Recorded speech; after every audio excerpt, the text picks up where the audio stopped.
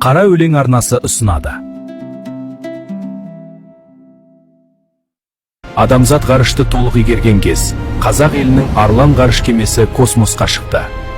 Бет алған бағыты түпсіз, терең тұңғиық ғарыш әлемі.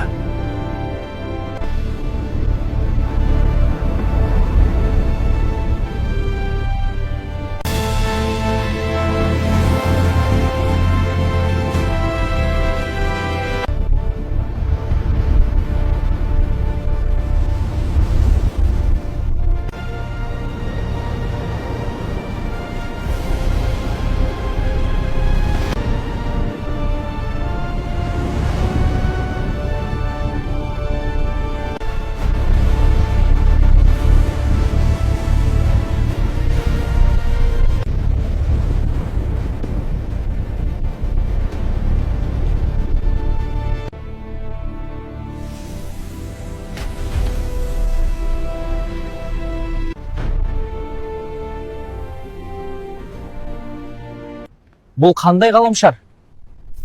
Қош келдің, адамзат баласы.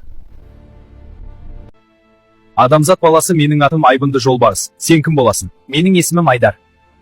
Бұл SM1 ғаламшары. Жүріңдер, мен сендерді орталық ғимаратымызға апарайын.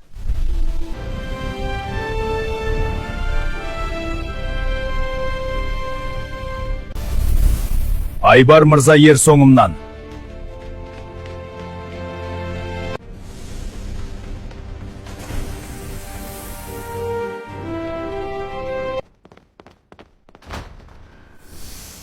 Тағы да қош көрдік, Айбар мырза. Айдар, бұл SM1 ғаламшарының жүрегі орналасқан ғимарат. Біздің жаратушымыз осы жерде. Кел, мында жүр, мен сені біздің жаратушымызға апарайын. Айдар, мынау біздегі тіршілік атауының анасы SM1. Бұл тірілу үшін сенің бір тамшы қаның керек. SM1 деген не, Айбынды Жолбарыс? SM1 бұл адамзат баласы мен иідің ортақ туындысы. Ортақ туындысы? Иә, ортақ туындысы. 2030 жылы қазақ елі осындай жиі ойлап шығарды. 2050 жылы қазақ елі SM1 жасанды сананы ғарыш кемесіне орнатып космосқа аттандырды.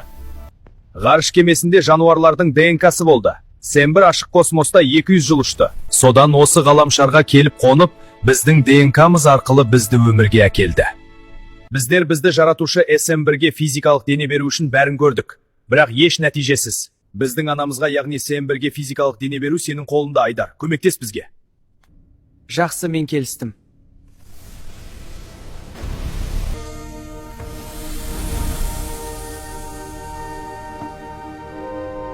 Қалайсың, Айбынды Жолбарысым? Сені көргеніме қуаныштым.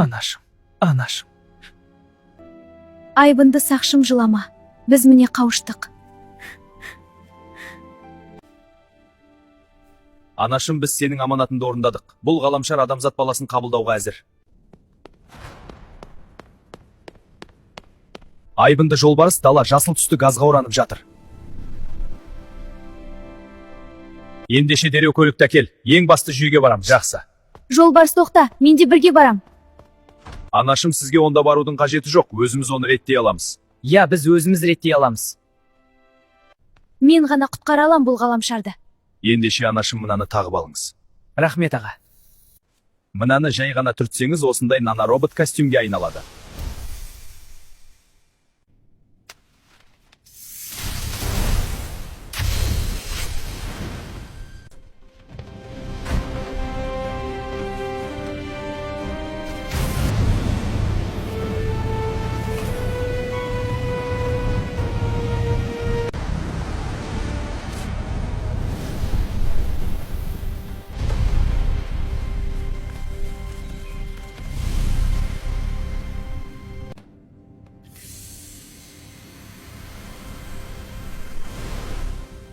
Анашым, қайда жоғалып кеттің?